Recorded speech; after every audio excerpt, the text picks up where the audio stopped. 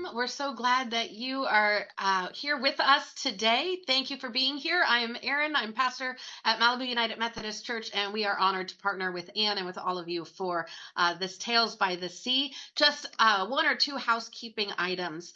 We do ask that you stay muted throughout the show. That makes it easier for everyone to hear our storytellers.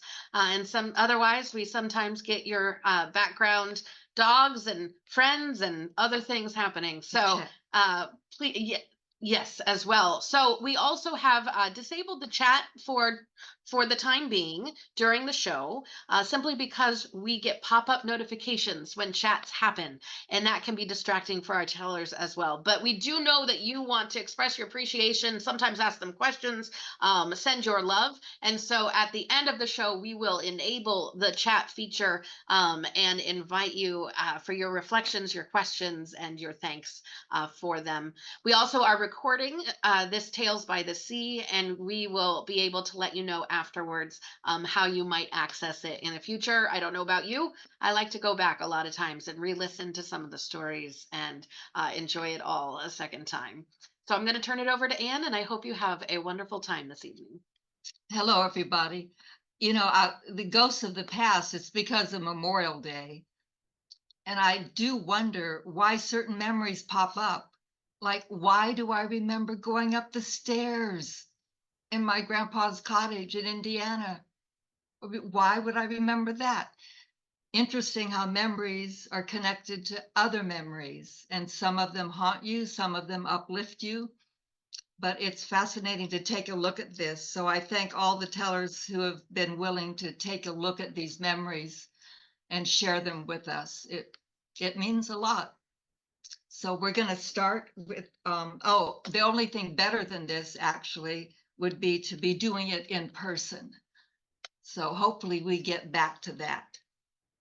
All right, we're going to lead off with the teller, and I'm going to introduce her with the quote she chose. Peace I ask of thee, O river, peace, peace, peace. Please welcome Angela Lloyd. Hi, everybody. Good afternoon. Thank you for inviting me to join. It's been lovely to be thinking of memories and people in my life. I wanted to tell a story that is a deep bow to Steve Sanfield. He was a storyteller and a poet and an author, and he produced the Sierra Storytelling Festival for many, many years. It is going into its 30 something year this year. It takes place up in Grass Valley outside of Nevada City.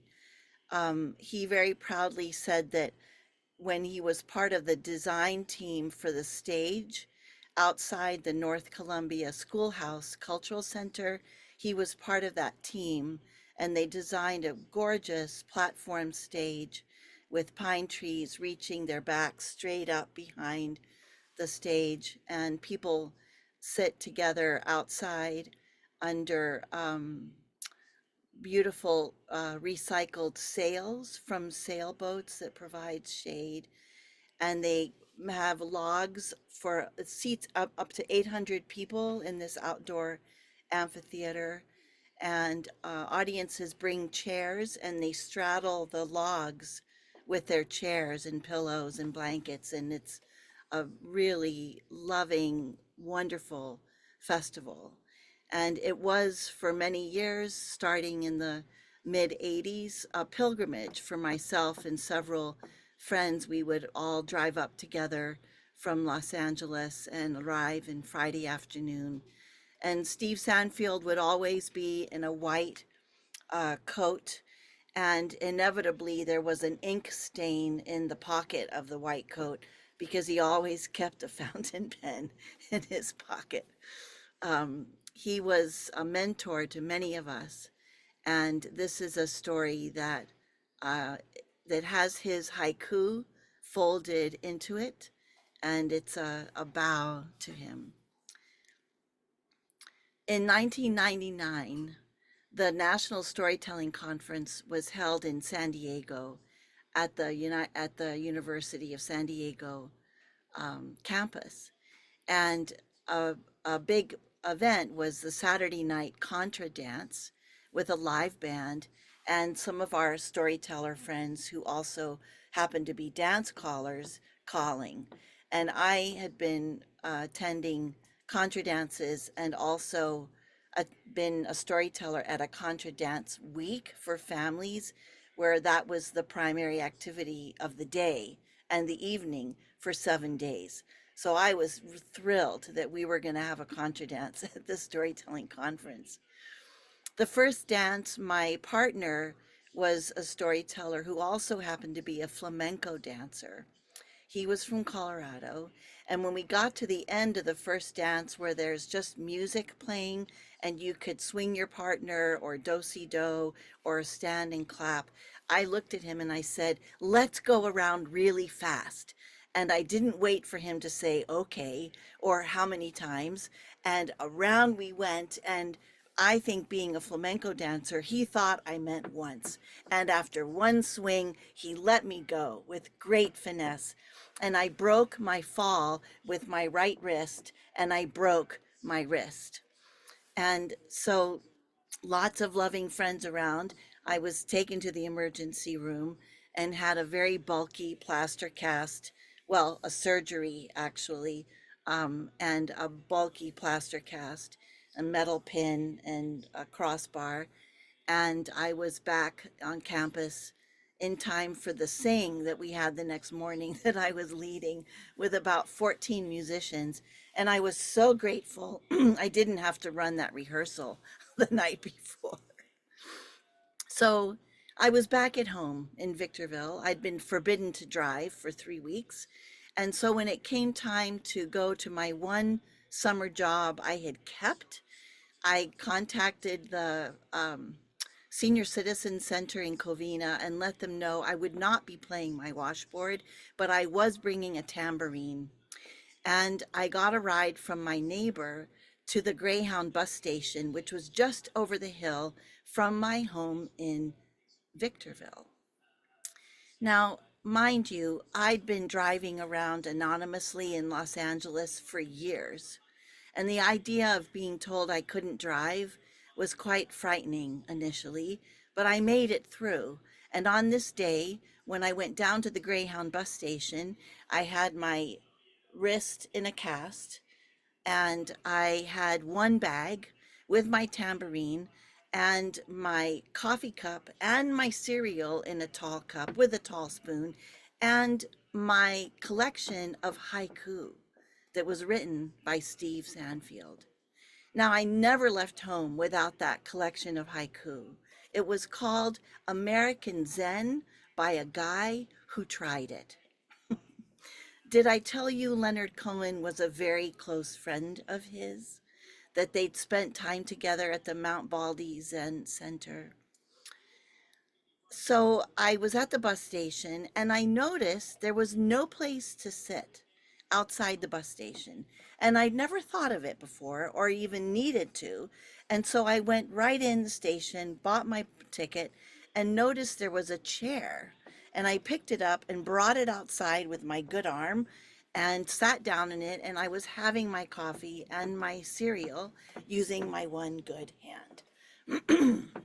Well, it wasn't long before a man in a Greyhound bus uniform came out of the package express door, shaking his finger at me, saying, "You can't have that chair out here. You're not allowed to have that out here. You have to bring it inside." And I said, "But where are the benches? This is a bus station. Aren't people looking for a seat, waiting to visit their friends when they get off a bus or waiting to get on a bus?" And he just stopped moving and he looked at me and he goes, "We had a bench." I said, "What happened to it?" He said, "It got busted up. You got to bring the chair back in." So I parked my bag and my cereal and coffee cup and took the chair back in.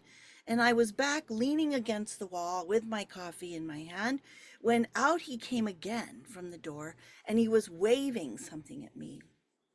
And I said, "What is that?" And he said, "It's a photograph of the bench." I said, and he handed it to me.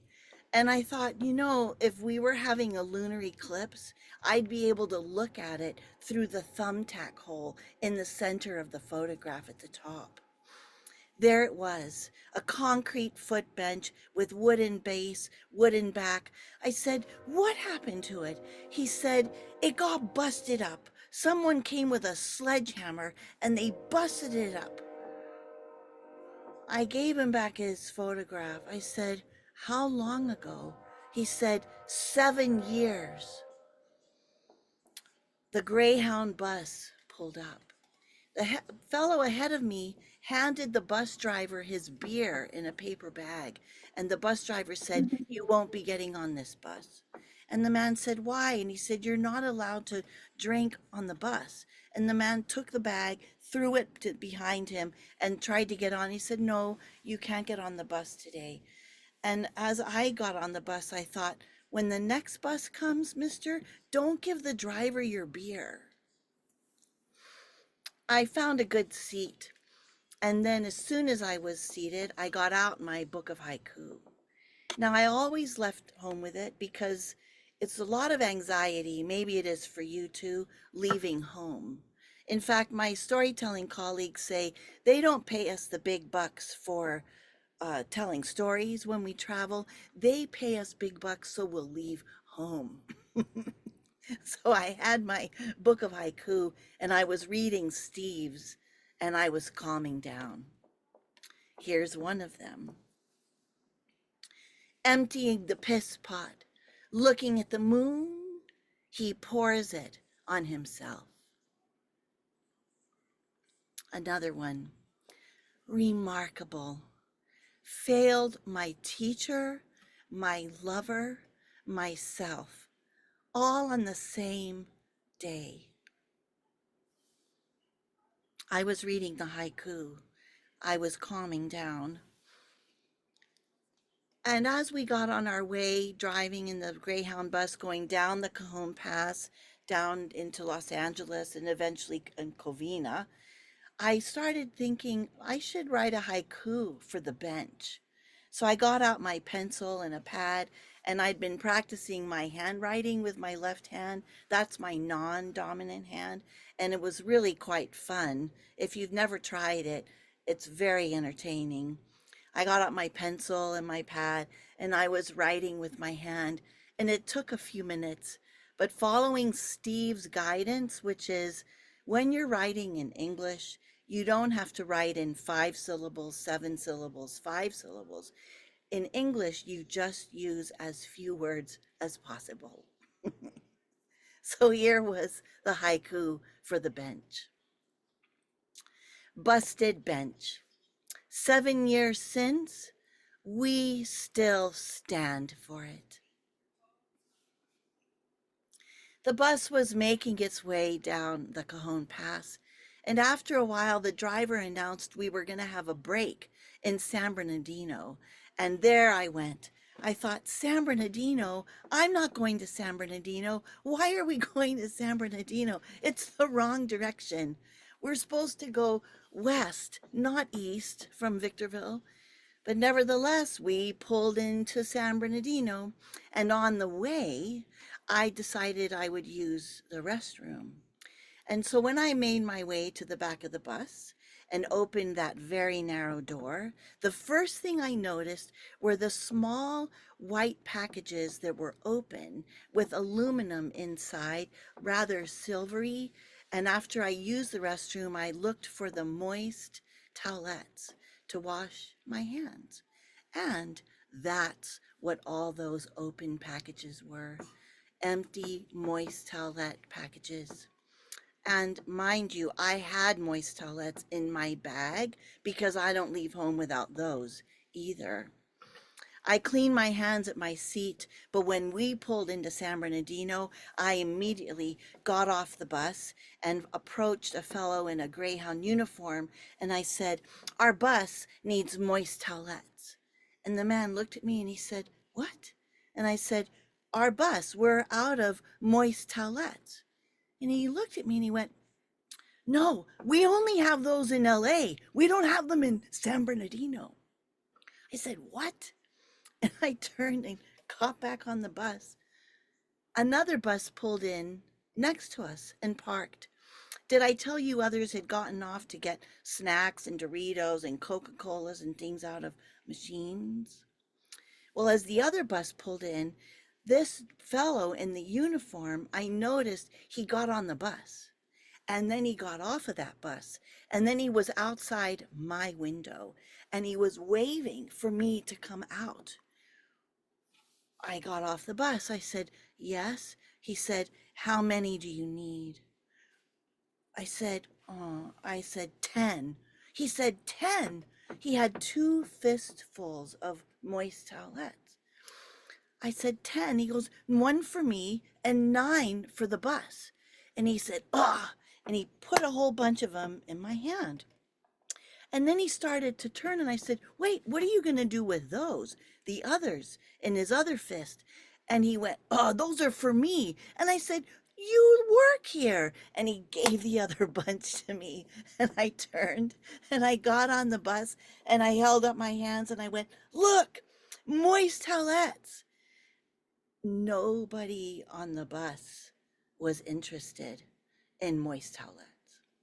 And as I made my way to the back of the bus, I was thinking, you know, Angela, if ever you go to jail, you're just going to be fine. You are very resourceful and you think of others.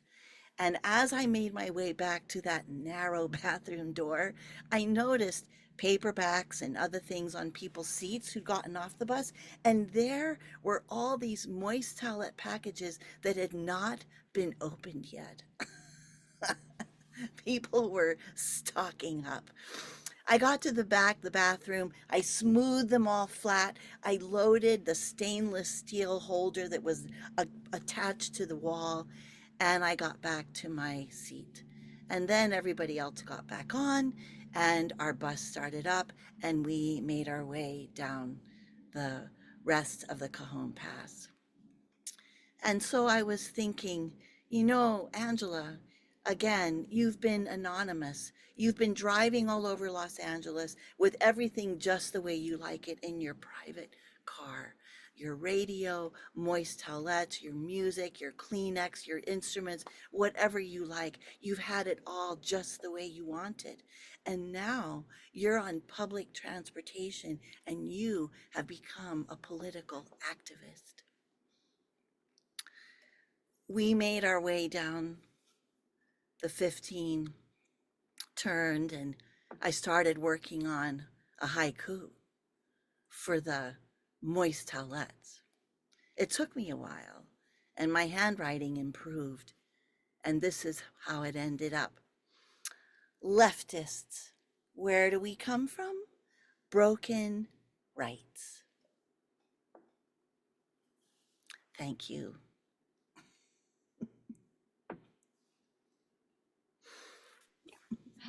Angela, you said leftists. Where Yes. do we come from? Broken rights. Broken rights. What good advice that was. You just reminded me all over again of what an adventure you make out of every day. Oh, Angela, thank you. Well, okay, so I learned, take my haiku and my moist towelettes with me when Yes. I travel, or at least a Well- book of poetry. Yes, don't leave home without it. Oh, Angela, thank you muchly for that. All right, we're going to move on to our next teller. And I have a quote from him that I'm going to introduce him with. And it is, there are a couple of them. The meaning of life is that it is to be enjoyed and that you should do no harm. That's evidently from Epicurus. And then he sent another one, and I love this one too. There is nothing that laughter can't heal. Thank you, Nicholas Ullett. You're up next. Nicholas Ullett. Mute myself. There you go. I am now unmuted. This story is called Best Foot Forward. I always wanted to run a marathon, and in 1991, that is, I turned 50, and I realized that it was now or never. Unfortunately, at the time, I had cancer. I'd had it since March of 1990. And so, in an effort to prove that I was still a viable human being, I decided that I'd run the LA Marathon. And it's the only marathon I've ever run. But since then, every year I watch it on television. And truthfully, it just drives me nuts. I sit in front of the TV and the taste of coffee in my mouth turns sour. And it's the memory of chemo, that metallic taste that sits on the edge of your tongue with the feel of cheap diet cola. Chemo gives everything that taste. I remember eating huge meals and having no recollection of any flavor, just the burnt out sense of an empty room the morning after a party. I don't know why I watch the marathon every year, because I always end up with that taste. And there are so many sensations connected to chemo. Nausea from the adriamycin, blinding headaches from the cytoxin, bowel cramps from the vincristine, and the endless chemically induced depression that comes from the steroids. And I would stagger from the doctor's office feeling as though the side effects of all the drugs I'd ever used or even thought of in the 60s were running wild through my body. Having cancer wears you down, and actually that's why I started running, to fight the daily misery of having my life stolen from me. I ran to beat the cancer of depression and the depression of cancer. And actually, to be honest, the word running is hyperbolic. In this case, ambling was closer to the mark. I'd stumble down the hill and back, about 10 minutes of motion that left me gasping for air. But every time I did it, I felt a little bit better, and it gave me hope. And gradually I built up to jogging a couple of miles, 3-4 times a week, puffing along the top of Mulholland Drive. I would gulp down big, deep draughts of air in the belief that the oxygen was making its way into my bloodstream, pushing up my white count, fighting off the desecration of those wily little cancer cells. And then one day while I was doing this, it struck me, perhaps I shouldn't be doing this much exercise. I mean, those were pretty vicious drugs they were pumping into me. What if I was helping destroy myself with this running business? And I brought it up with my oncologist, and he said, well, does it help? And I told him, yes. And he said, look, anything that makes you better or feel better is all right with me. Just don't overdo it. So I went home and I entered myself into the LA Marathon. And on the 3rd of March, 1991, 2 days before my 50th birthday, still on chemo, I found myself trudging through downtown LA, accompanied by the grunts, farts, and sweat of 25,000 people of all races, creeds, and colors. All of us embarked on our various odysseys, a very few to win, most to hopefully finish. And in our eyes could be seen the gleams of lost youth, abandoned love, or sheer desperation. My reasons for putting myself through this torture were probably just as spurious as those of the rest of this jiggling mass of flesh that was struggling through the dog vomit landscape of LA with its sun-bleached streets and empty-eyed houses that marked our passage. Music accompanied us. Reggae bands, string quartets, rap groups, jazz combos helped us along. We smiled and waved when bystanders shouted encouragement, but eventually, one by one, we hit the wall. Runners would suddenly slide off to the side and collapse on the curb. I started walking, muttering to myself, leaning forward so that my weight would keep me going, staggering along. And as the awful reality of trying to complete 26.2 miles gradually wore down what little strength I possessed, I considered quitting. And in the 22nd mile, I was a mere shadow of my former self. And I started weaving from side to side, and the sound of my breath seemed too much for me. And it was then that I heard my name. Nick! Nick! I wiped the sweat off my forehead and looked around. There on the sidewalk, about 25 feet ahead of me, jumping up and down, was a heavy-set African-American woman. Nick, she yelled, and I recognized her. Her name was Pat. She had had breast cancer and had been part of a support group that I'd attended. She'd recovered and I hadn't seen her for a couple of months. And now here she was, screaming out my name with a beatific smile on her face. My excitement, or her excitement, at finding me revitalized me. My head straightened up and my chest went out. "That's Nick," she shouted at a boisterous-looking group of young black men. "He's bad." Well, I was immediately acceptable. Smiles appeared and the young men broke into whoops and hollers. They pumped their fists in the air. "Go, Nick! Go, man!" they chanted. And I, as a 50-year-old, non-athletic white man, was pathetically grateful. Tears came into my eyes, while simultaneously I checked that my fellow runners were aware of how hip I must be to have such supporters. "Go, Nick! Go, Nick!" Their voices fell behind me, and once again I was shambling along, praying for it to end. And suddenly it did. I turned a corner, and there it was, the finish line. I was aware of the pounding of the blood in my ears, the momentary relief of a breeze that touched my temples. I was caught by an inane competitive spirit that pushed me forward to overtake 3 people in the last 20 yards, and then the ineffable delight of crossing the finish line. I was ecstatic, gloriously alive, golden. I remember thinking, if I can do this, what chance does cancer have? I saw my life stretch out ahead of me, like opening a door in a darkened room to reveal a blue sky and endless prairie. 4 days later, I was sitting in my oncologist's examining room, dressed only in my boxers and a paper gown. "I don't know what you've been doing, Nick," he said, "but you're doing great." "I ran the marathon," I said. "How long did it take you?" he asked. "Hour, 18 minutes, I replied.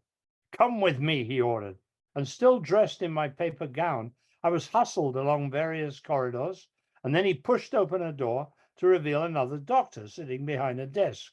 "Morris, in the marathon, what was your time?" "An hour and 43 minutes, the doctor replied.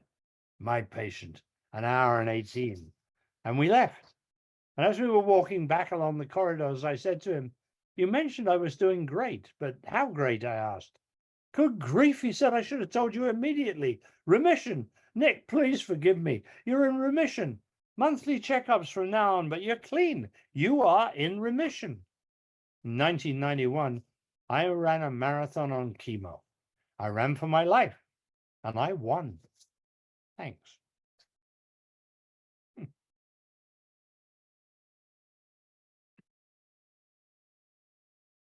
Nick, thanks so much. You know, it's funny how these memories, that group of black men Yeah, who cheered you on at that, just at the time when you needed it. yeah, I know. Yeah, yeah. Nick, thank you so much, because that, just you sharing your whole experience kind of embedded in me, and it's something I can lean on also. You crossing that, you beat 3 people at the end. Nick, you're funny. Thank Nick, you. thank you so much. Sure. Okay, we're going to go on now to our next reader, reader. And her quote is from Albus Dumbledore from Harry Potter. "Youth cannot know the wisdom that age brings to older folks, but wisdom means little if the wise forget the ghosts from their youth." That's paraphrased. And please entertain Martine Brouse next. Thank you, Anne. The title of my story is Gabriel, I think.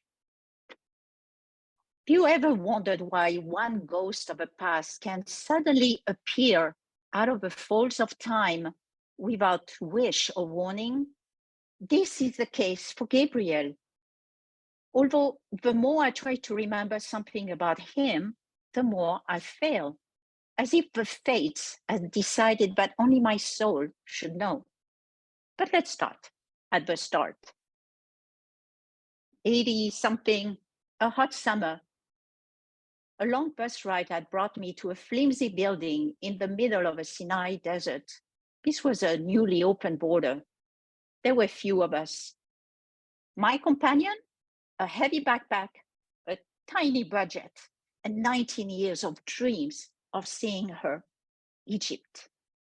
Now, the one way to Cairo was a 12-hour car ride. 4 women had hired the last taxi, but they kindly offered me a seat. We were packed in that old rickety Mercedes, and the ride over unpaved desert roads, bumpy. Hot air came through, along with dust, the broken windows. Oh yeah. At the last moment, a lone traveler had squeezed in. The man I called Gabriel, although I'm not sure that's his name at all, because he never spoke a word. We arrived in Cairo at midnight. There was only one room left at the small hotel the women had reservations at. The man maybe called Gabriel and I ended up sharing it. I was not concerned. I was not worried. The man was harmless. Even when we ended up sharing the one bed. Nothing is going to happen, I said, but honestly, there was something about that stranger that made me feel completely safe, completely at peace, completely at ease. Now, Gabriel only carried a small bag, and I would wonder how much could fit in it. I don't recall him doing laundry as I did. I do recall him wearing loud golf pants, mismatched polo shirts, and heavy shoes unsuited for sightseeing. Did he even eat at all? He was so out of place, awkward at the most basic tasks, as if left behind by some alien ship. But what he would do was pop up here and there at times and places even I did not know I would be at. That far-off little museum in a not-so-safe neighborhood, he was waiting for me across the street. That time I walked alone in the dark in the Great Pyramid, finding my way from the central chamber to the entrance without getting lost inside galleries. He was waiting and holding the front door open for me. No, he was not stalking me. He'd disappear most of the day. There was just no rhyme or reason. For 3 weeks, we traveled and shared a room, and I don't remember one conversation. I couldn't even tell you what country he was from. But I do recall that one time I had come back to the pyramids in the evening to see the show. But $50 a ticket was way beyond my budget. So when a local boy showed me 7 fingers and said, "I take you," I was glad. $7? I followed his flashlight through rocks and sand, ended up sitting on some flat stone. The show was spectacular. I could see everything. The lasers made the pyramids look eerie and the Sphinx almost alive. But that's when I noticed I was in a graveyard sitting on a tomb. No one knew where I was. And I couldn't have found my way back to the main road in the dark, even if you paid me. Things were starting to be a little spooky when, out of the blue, out of thin air, Gabriel appeared and sat next to me. After the show, he even knew the way back. How he found me, I don't know. Why he looked out for me, I don't know. But boy, was I glad he found me. After 3 weeks of his popping up here and there, I got a little annoyed. So one evening I mentioned, "Do you mind finding your own place? I really prefer to travel by myself." I don't remember an answer, but in the morning he was gone. Without him around, Egypt turned tedious. I was harassed and grabbed by folks of a male kind. Sightseeing meant fending off unwanted attention and grabby hands. I felt unsafe the whole time, and that was strange because I had never felt that way the 3 weeks when Gabriel was around. I lasted just a few days and left, back with my friends, I mentioned Egypt is incredible, but so hard for a woman traveling alone. This guy really saved me from bad events and people. And I'm really glad he was there. I should have been kinder. But then Gabriel slipped out of my mind. Now, you don't really think the story ends here, do you? So let's fast forward about 18 months. Still short on cash, but full of adventure. I had figured out that hitchhiking was the very best way to cross and visit South Africa.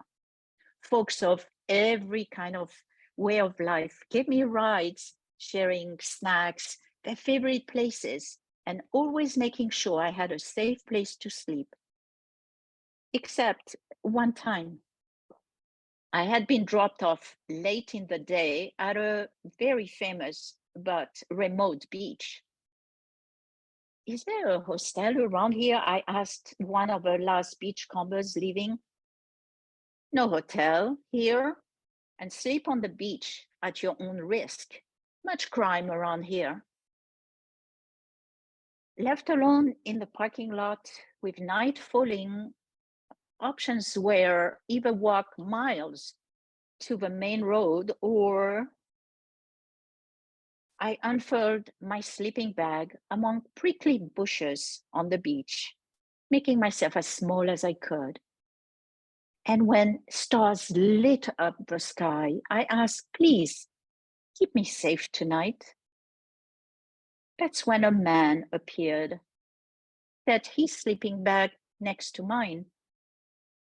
Was something about him. I couldn't see his face, but he reminded me of the way Gabriel had made me feel, you know, that little cocoon of safety. Everything will be just fine. Do I know you? I asked. You feel familiar. There was no response, but I slept like a baby. In the morning, I was alone. I finally made it to Cape Town, to my friend Katja's. She too was a world traveler, so we shared story after story, but Gabriel is the one that caught her attention. Yes, I told her, I think the guy on the beach was the same as the guy in Egypt. It really felt so safe around him. Do you know who that was? She answered.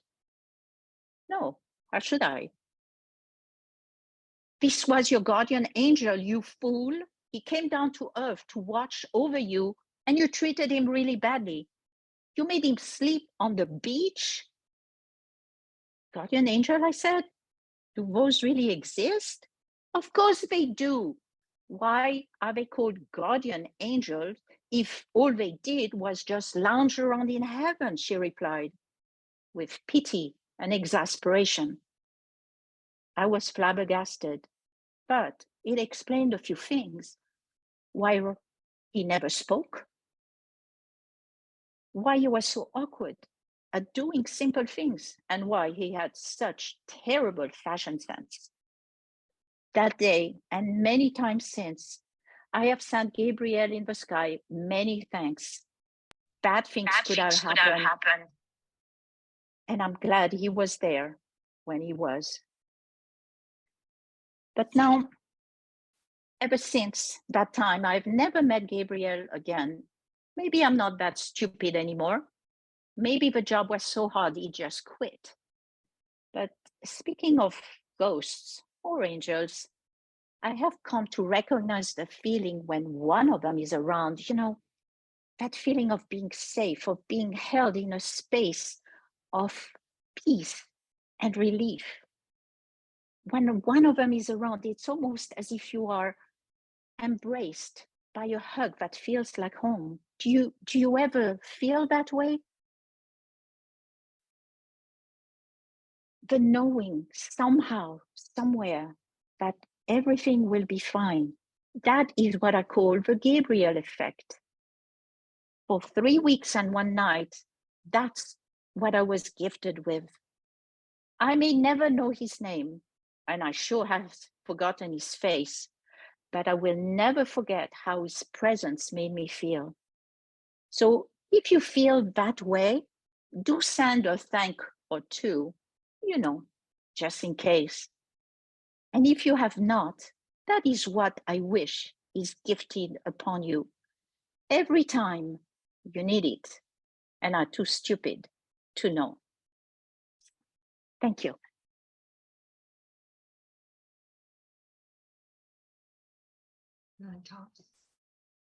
Martine, thank you so much for sharing that Gabriel effect. Just thank you so much for sharing that. Thank you. Because there are things we can't explain in our lives, and so often, other people might just discount them, but it's very difficult to discount how someone felt, the effect he had on you. So Yeah. I thank you so much for that reality check.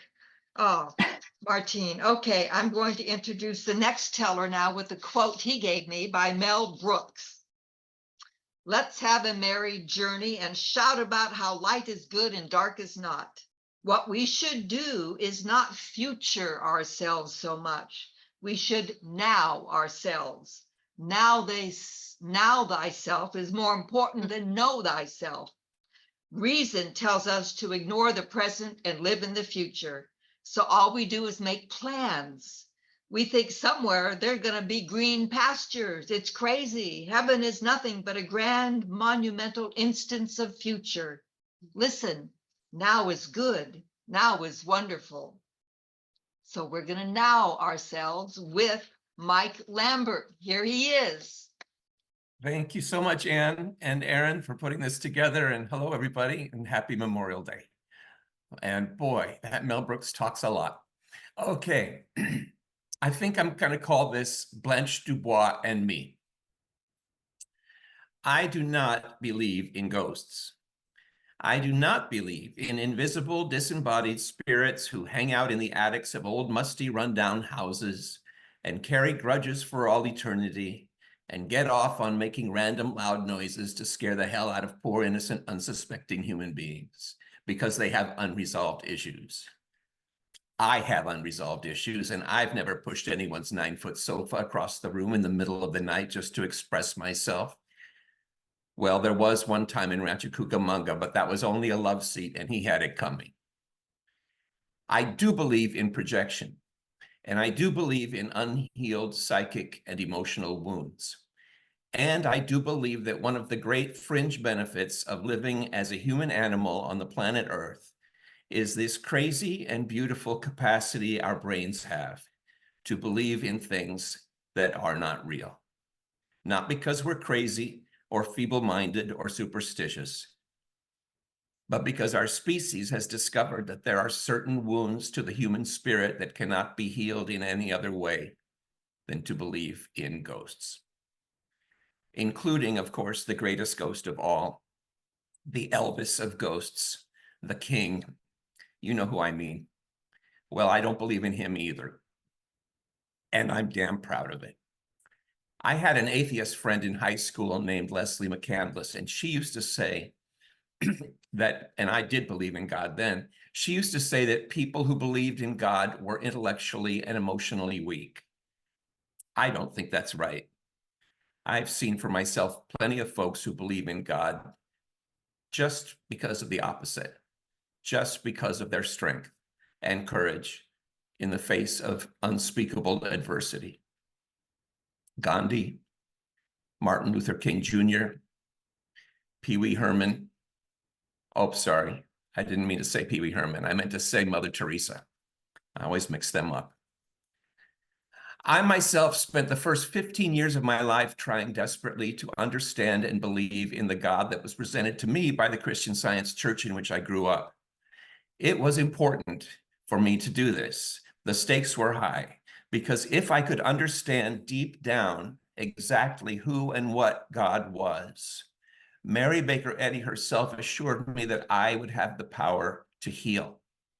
And I needed that power because I had an entire family that desperately needed to be healed by me. But this understanding and belief never came. God didn't hear me or didn't want to, and we never did get healed. And I got very angry at me.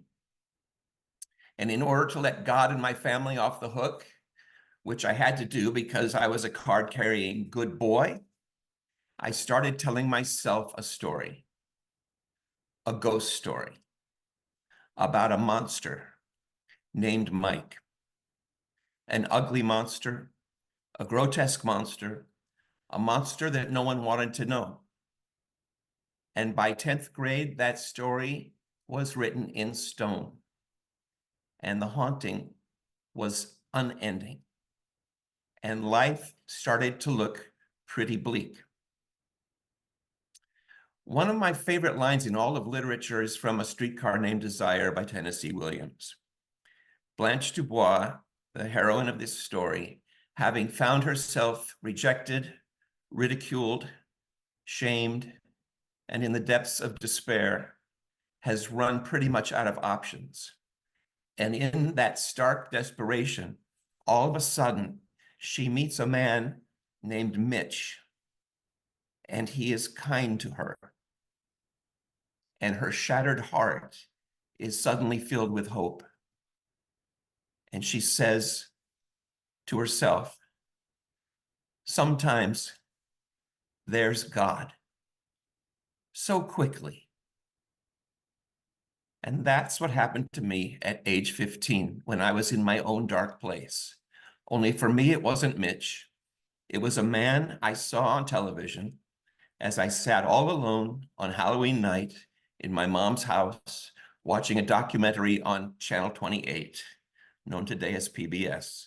It was a documentary on the recording session for an original cast album for a new musical that had just opened on Broadway called Company. The man I saw on the screen of our 19-inch black and white TV screen with the rabbit ears antenna was a chain-smoking, sloppily dressed, greasy-haired, exhausted-looking composer I had never heard of before.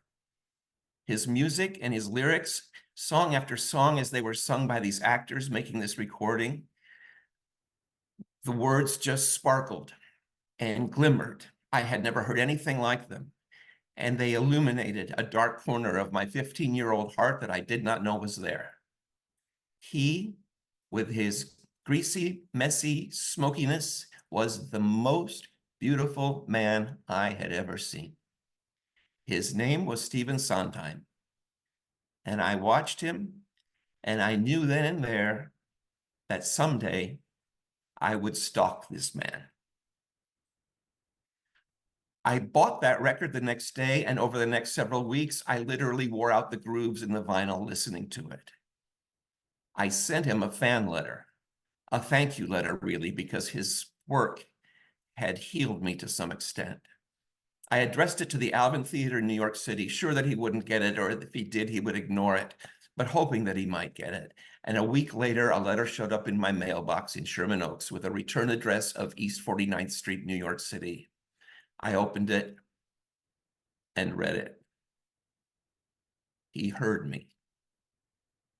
He heard me.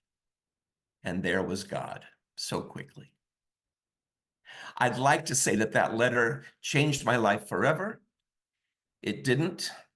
I was not transformed or healed or made whole. And my persistent ghost, the persistent ghost in my head, the monster that was me, continued to torment me. But I had had a moment, a real moment of knowing that I was okay. 6 years later, I moved to New York City. I told everyone I was going there to pursue a career in the theater, but that wasn't really it. I moved there because I wanted to live, if not on the same street or in the same zip code, at least in the same city, on the same island as that chain-smoking, greasy-haired, exhausted, beautiful man. A year or two after that, thanks to a combination of perseverance, ingenuity, unbridled willpower, and shameless dishonesty, I did meet Stephen Sondheim. And over a period of several months, a friendship grew that was not part of my agenda. and it was nothing like I expected. It was easy and funny and warm and comfortable. I have many stories of what unfolded over the next several months as we got to know each other, and I love telling them, but don't make me do it now or we'll be here till 9 o'clock. But there is one part of the story that I have never told and that I would like to share. It's actually the best part of the story, and I've ignored it until recently. It finally occurred to me. We had been getting together over the space of many weeks or maybe months, and it was all great and fun. Not a big torrid romance or anything, much better than that, much easier than that. And one day he called to tell me that he was starting work on a new show, some kind of freaky melodrama about a serial killer in turn-of-the-century London named Sweeney Todd. And because he would be working so intensely and under so much pressure, he said that he would not have time for us to be getting together anymore, at least for a while. And so our friendship, not the substance of it, but the form it had taken, ended. And I didn't see him again. Later I did, but it was quite some time. But here's the part I never thought about till now. When it ended, and the way it ended, I was totally fine with it. I wasn't bitter. I didn't feel cheated or shortchanged or let down or pushed aside. I was fine. I didn't even notice it, but I was just fine. And that's not like me. I am not like that in relationships. I am possessive and resentful. I hold grudges. I often feel deeply wrong all the time. I am that monster. That's how I roll.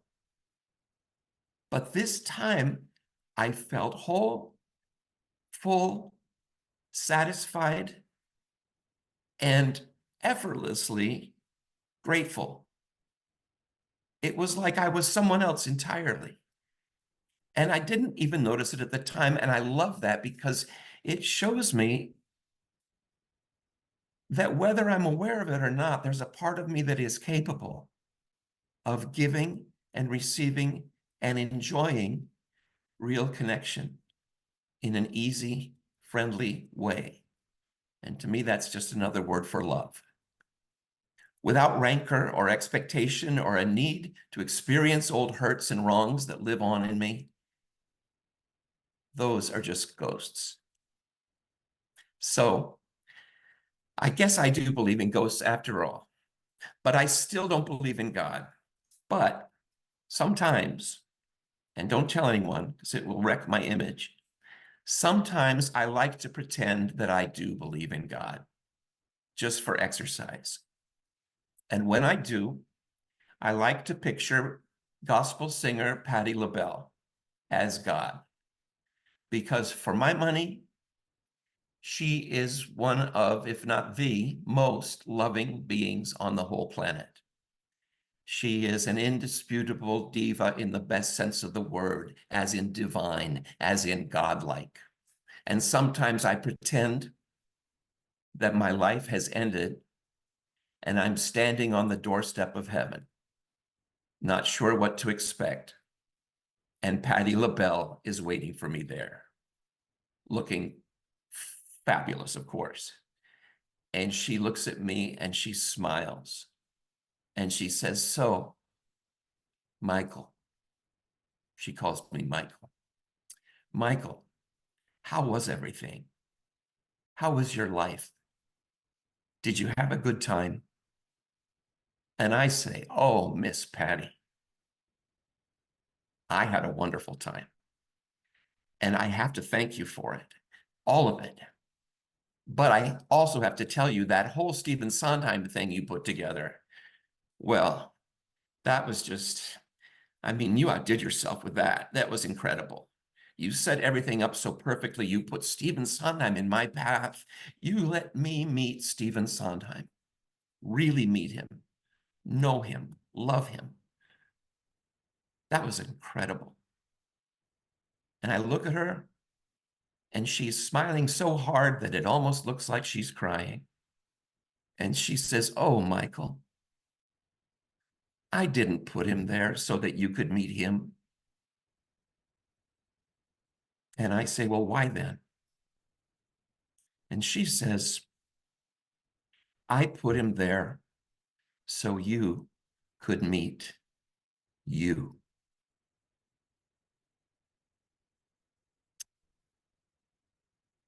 And I say, "Thank you, Miss Patty. For a God who isn't real, you do a really good job." Thank you. Mhm. Well, Michael, it's wonderful how you describe a God who isn't real. So I would say, keep on doing that. It'll convert anybody. Michael, thank you for digging, for revisiting this and being willing to share more of this than you've shared before. I just don't. These are such precious moments, you know. So thank you. I'm gonna write letters to all of you because I can't begin to explain what's going on now. But so we're gonna move on to who comes next. S. Pearl Sharpe comes next, and her quote is from a Senegalese poet and teller. His name is Barago Diop. And his quote is, "Listen more often to things rather than beings. Hear the fire's voice, hear the voice of water. In the wind, hear the sobbing of the trees. It is the breath of our forefathers." Thank you for that quote from Barago Diop, S. Pearl. And now you have the stage.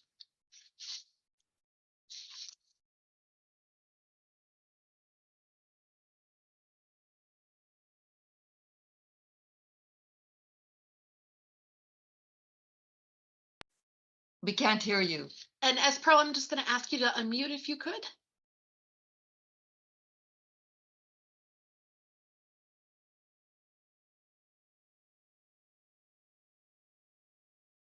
You can't unmute her.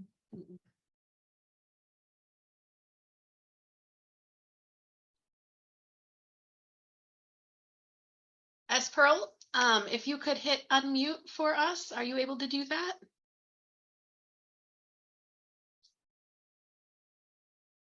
You're trying.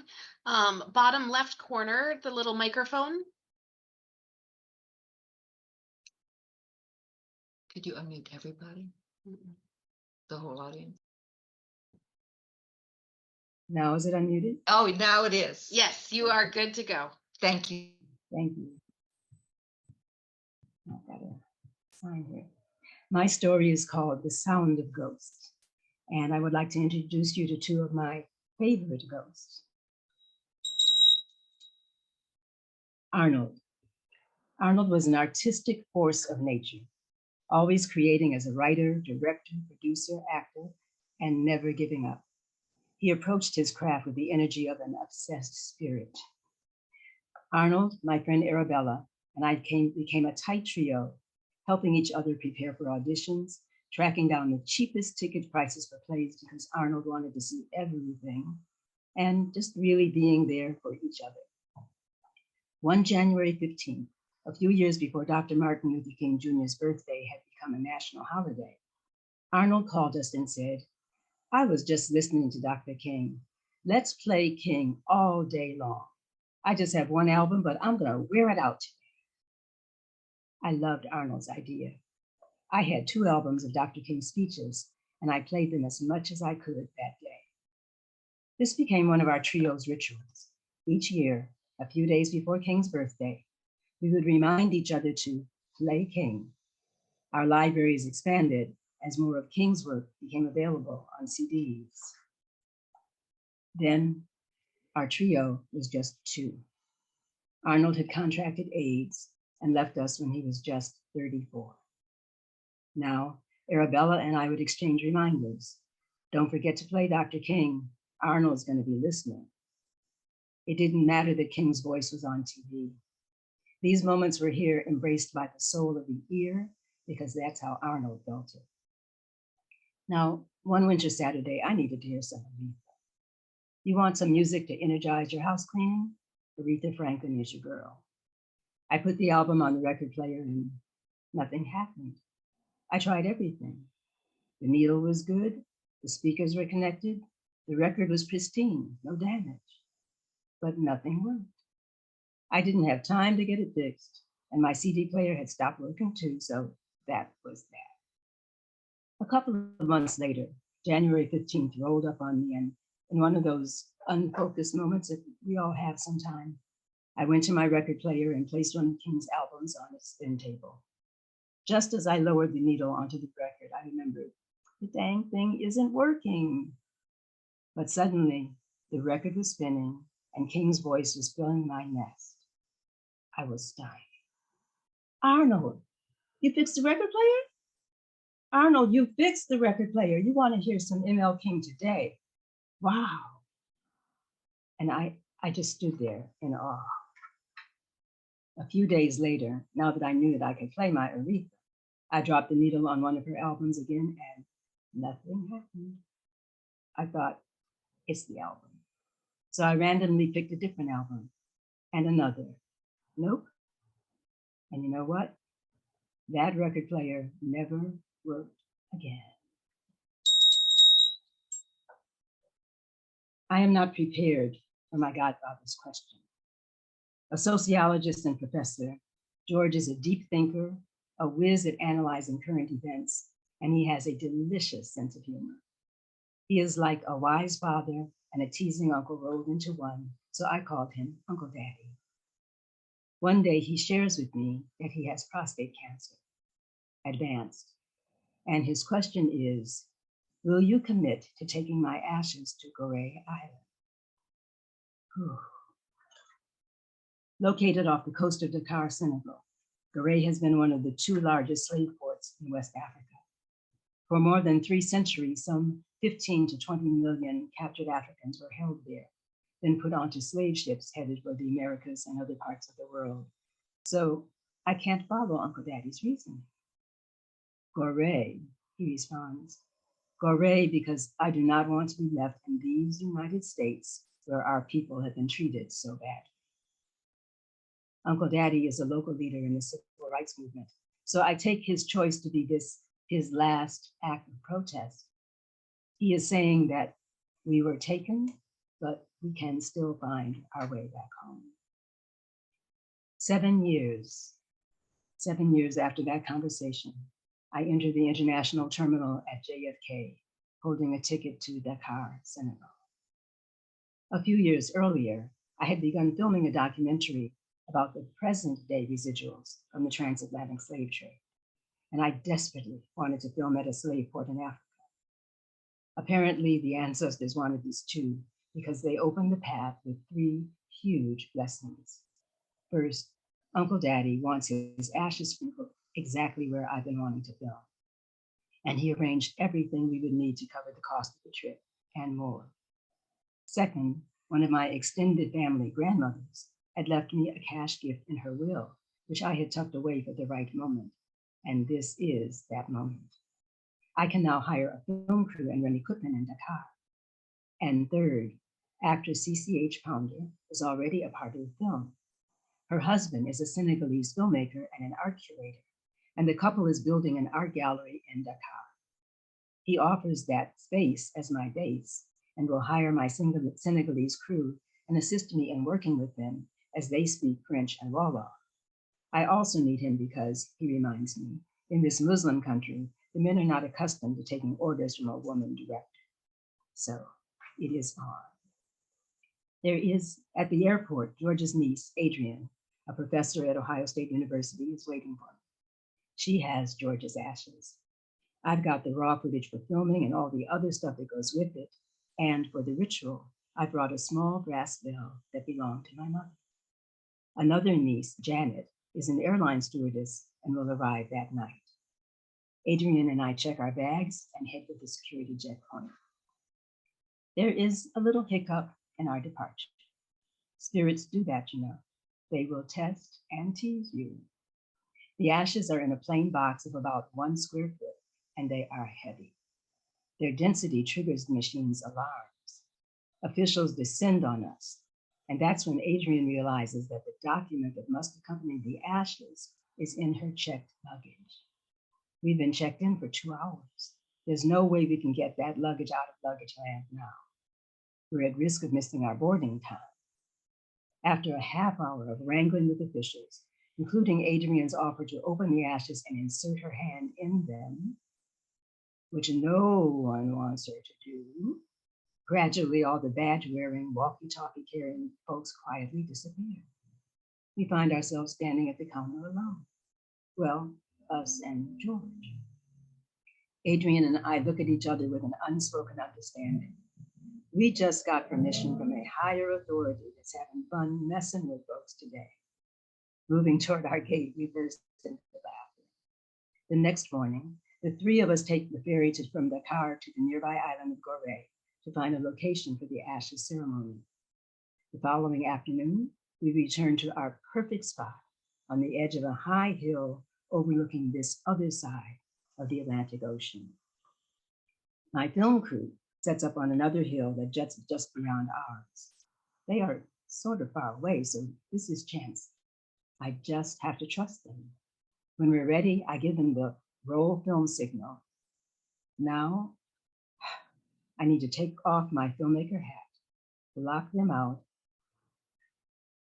and just be Uncle Daddy's godchild. The 3 of us walk down the hill to our chosen spot. I'm ringing the bell. Adrian is carrying the ashes. Janet has a small plant because George loved to garden. It's awkward at first. We stand there, silent. Then we whisper. We tell George stories sadly. We hold each other, we cry.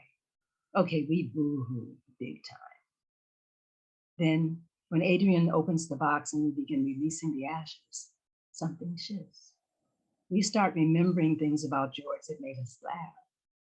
George, Adrian calls out, we know wherever you are, you have already set up a chapter of the NAACP.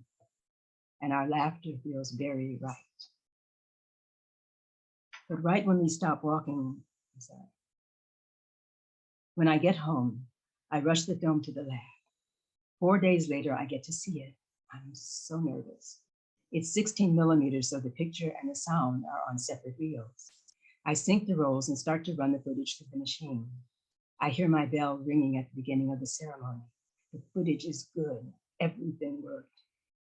But right when we stop walking and turn to the ocean with the box of ashes, the film's sound, the sound isn't there. I see our mouths moving. Silence. We're crying. More silence. Adrian is talking. Silence, silence, silence. And now I'm screaming, I don't have any sound but the most important part of the ceremony. No, no, no. This can't be happening. I want to just beat this machine with my anguish, but, well, it's a rental and I cannot afford to pay for damaging it. Then about 10 minutes later, the sound kicks in. Thank you, Goddess. At least I didn't lose all of it. But I'm so devastated that for a few days I can't even come near it. Finally, still anguished, I force myself to settle in so I can figure out if the ceremony footage can be saved.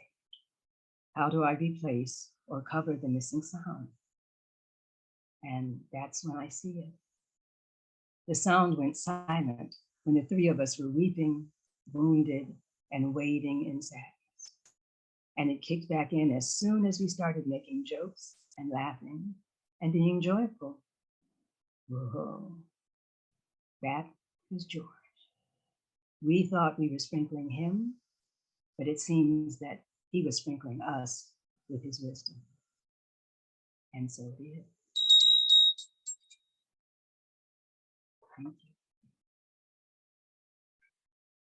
you. Best Pearl, thank you so much.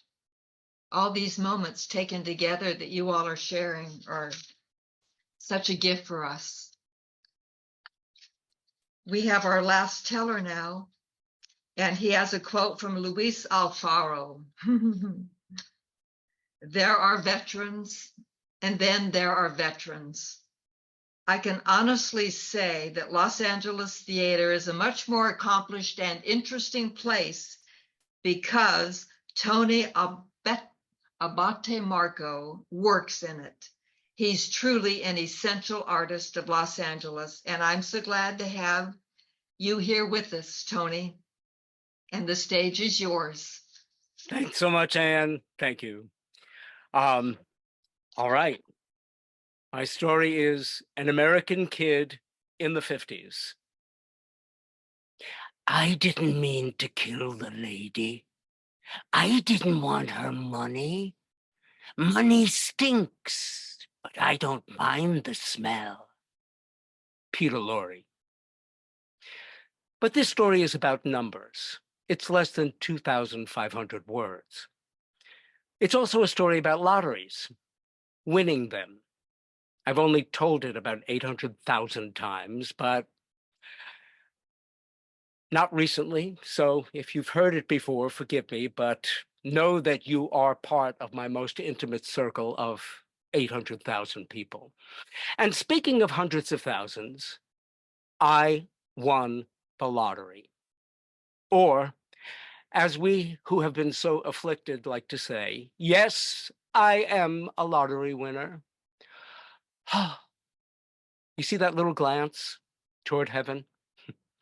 It comes with the pronouncement.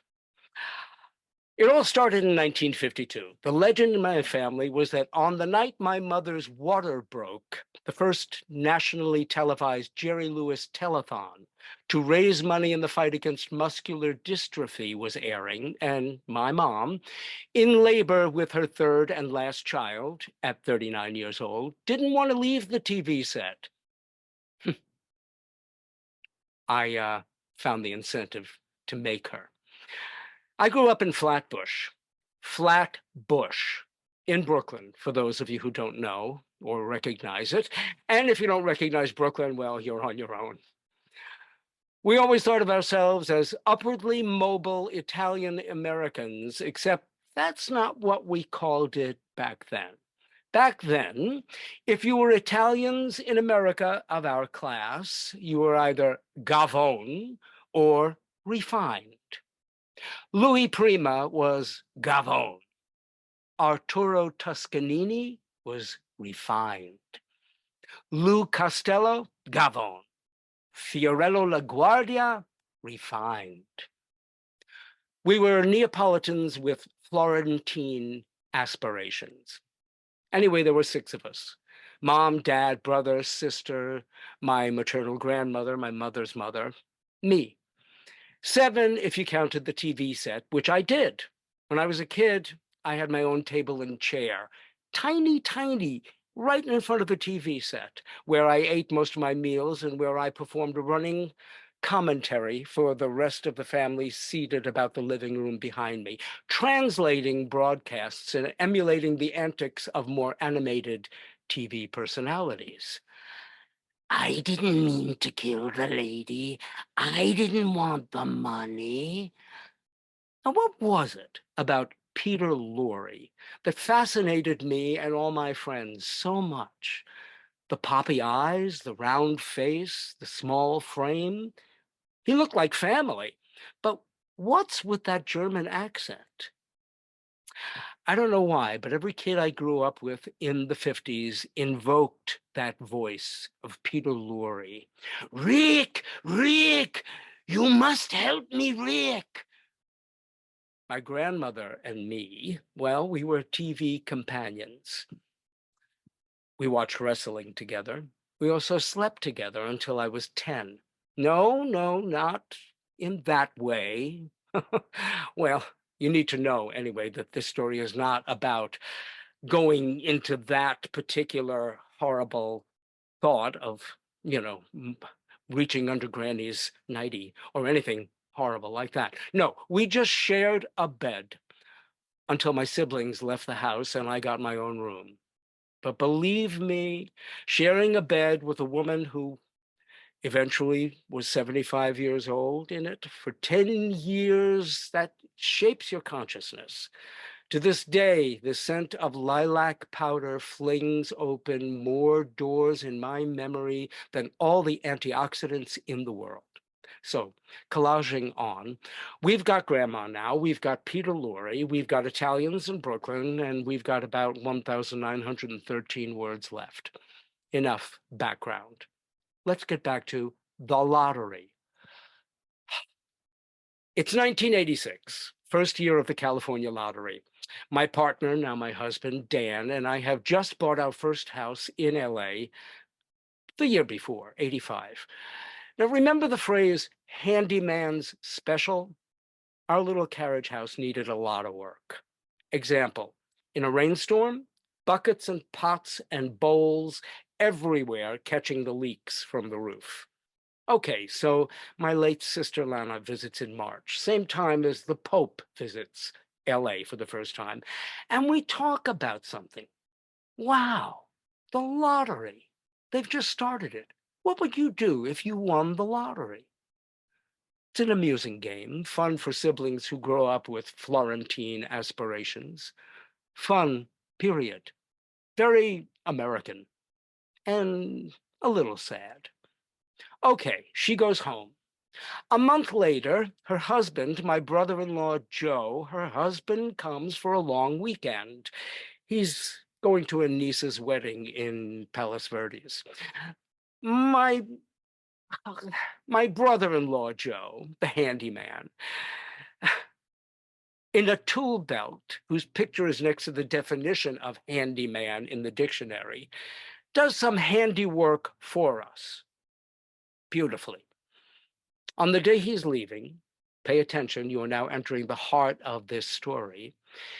Dan and I take Joe to breakfast at Al's coffee shop. And over pigs in a blanket, the three of us, grown men all, begin to talk of our special relationships to our grandmothers.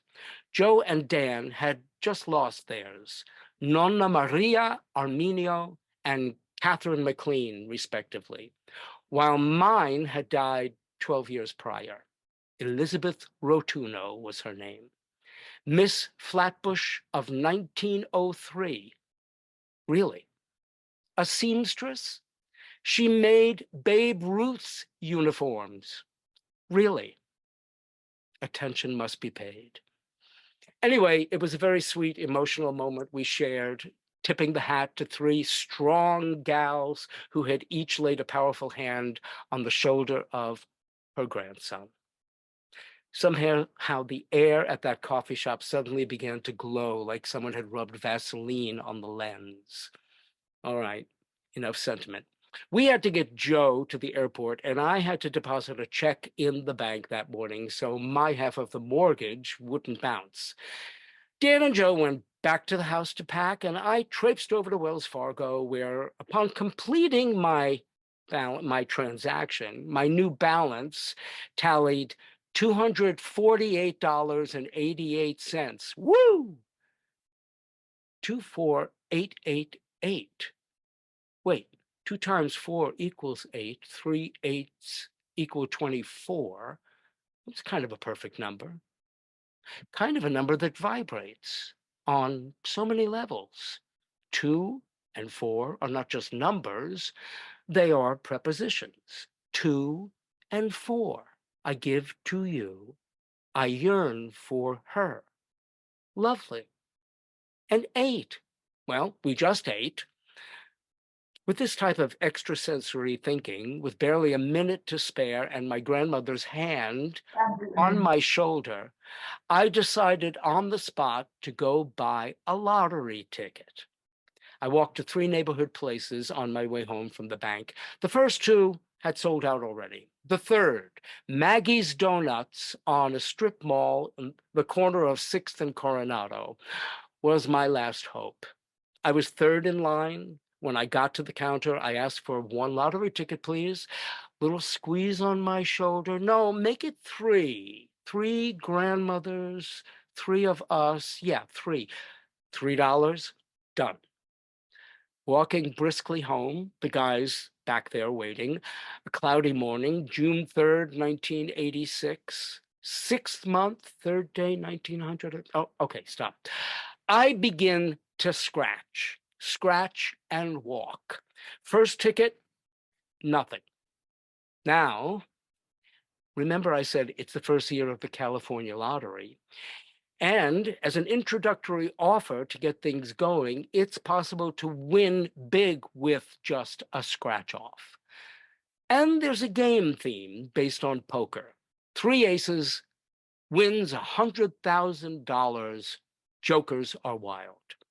So I'm walking and scratching, thinking about the day ahead, driving Joe to the airport, coming home, second ticket, nothing, getting dressed, going down to the Dorothy Chandler Pavilion to audition for the Guthrie's season at 2 p.m. Did I mention that I'm an actor? Leaving there and heading over to Paramount for a pre-read with casting for the feature film The Untouchables at 4 o'clock. It's a big day. And I'm almost at my block and I scratch the last ticket. Now, in numerology, the number 8, I learn later, is significant. To many cultures, 8 is representative of infinity. To me, its intersecting circles, stacked and perfectly equivalent in dimension, have come to represent something else, a collaboration, if you will, the relationship of person, me, on Earth, to those who've moved on. In this case, grandma. And then there's the 3, Joe, Dan, me, Nonna, Kitty, Elizabeth. I have 2 aces and a joker. The lens is now completely smothered in Vaseline. I can't see. I'm not walking. My feet are moving in a direction that's familiar, but I'm not present. I'm, how you say, out of body? Actually, I remain out of body quite a lot over the next few weeks, only returning to it in the presence of some friend or other who responds with raucous howling when they hear this story. Okay, 1,146 words to go. So I get home and the fellows are rushing around, stuffing Joe's suitcases shut and closing the house down. But I sit on the couch, my ticket-holding hand akimbo, staring into space. Dan, come on, we've got to get to LAX. Joe, the hell are you doing? Me, I think I just won $100,000. Pause. Dan, what? Joe, what are you talking about? Me, look at this. I'm holding out the little lottery ticket. Joe, to me, very practically. All right, get a magnifying glass so I can read this on the way. And to Dan, let's get the suitcase in the car. Now, Joe, my brother-in-law, is an interesting kind of chameleon. When things aren't going quite right, he turns green, like the landscape. So I'm driving, Dan's in the back, and Joe, after a few minutes scanning every digit and decimal point on that third scratch-off lottery ticket, having turned a deeply sallow puce, says, okay, here's what you're going to do. Make a copy of this ticket and don't let anyone else do it. Xerox it yourself, no one else. Okay, we drop him off at United, but he's cursing at the curb. You sons of bitches, you're going to let me get on a 6-hour flight without knowing whether you won? Bye, Joe. So we drive to Dan's mom's over by the airport, call the lottery commission. Hi, I think I just won $100,000 from a scratch off. Yes, well, you'll have to come in. Come in to the commission office in Whittier, sir. Maggie's Donuts does not pay you, we do. But you'll have to bring your ticket and fill out some papers. Now, I have never been to Whittier at that point. Nixon was from Whittier. I thought it was near Irvine in Orange County, and so I drive that way. When I finally found it in a nondescript industrial park, the lady behind the counter took one look at my ticket and yelled over her shoulder, "We've got another one." Then she handed me forms, including a questionnaire about my criminal record. And I think, oh, now they got me, the parking tickets. Oh, so much for the high life. But her last words were, "You should be getting a check minus 20% for the federal government within a few weeks." And 2 weeks later, on a Saturday, with no pomp and circumstance, no heavily armed truck, no red carpet fanfare or Queen's Guard carrying bags of gold, a state check signed by Kenneth Corey for $80,000 arrives by mail. I'm on a ladder painting the ceiling when Dan brought it in. Wow. From $248.88 to infinity. Wow. That Monday, I took it to the bank and learned why the tall, elegant Filipino lady with long black hair, long legs, and long nails, who wore extravagant outfits and Hermes scarves, only emerged from behind the counter for certain customers. I was elevated into a new class, a relatively short-lived elevation, but enough to make you woozy nonetheless. It was, as my father called it, learning money. I quickly learned how fast it goes. Also, who and when to tell about it. I learned it's not good to announce at an audition, "I just won the lottery." It's not good to let them put your name on the list of winners at Maggie's Donuts. And it's not so good, as Dan learned, to tell the contractor who's bidding on your earthquake retrofit, "Oh, it's okay, we just won the lottery." On my way home after depositing that check, I stopped at a little antique shop down on Western Avenue, just to browse. "Just browsing," I said to the man. But up there on the shelf, an antique pewter teapot with a special handle caught my eye. My grandmother used to make me tea every morning, tea and little frozen pizzas. I loved her teapots. "How much is that?" $75. When I got it home, I turned it over to look at it and where it was made. Actually, it was inscribed, "Payne Deal and Company, made by Boston Britco, Philadelphia, PA, and dated 4/3/88. My grandmother's birthday. Okay, I've got about 500 words left. I teach theater appreciation to elderly people. I'm one of them. Once a week at Emeritus College. I've been doing it now for about 28 years.